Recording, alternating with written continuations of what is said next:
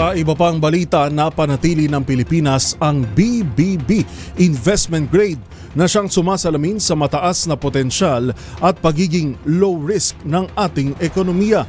Naging malaking factor umano rito ang mababang reciprocal tariff na ipinataw ng Amerika sa Pilipinas. Magbabalita si Rose Babiera. Muling nakapagtala ng BBB investment grade rating ang Pilipinas na may stable outlook na nagpapakita ng matatag na potensyal sa paglago sa kabila ng antas ng inflation at mababang exposure sa mga tensyon sa kalakalan. Ito ang kinumpirma ng Fitch Rating sa pinakahuling tala na inilabas ng credit rater.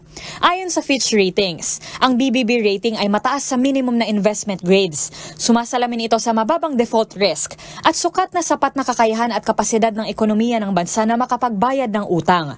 Habang ang stable outlook naman ay nagsasabi na posible na mapanatili ang ganitong estado at mababa ang tsansa na magbago ang rating ng bansa para sa susunod na 1 o 2 taon.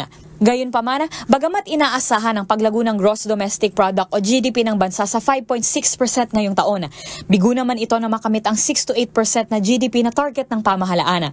Ang malalaking public investment sa mga infrastruktura, service exports at remittance-funded private consumption ang nagtutulak sa patuloy na paglago ng ekonomiya.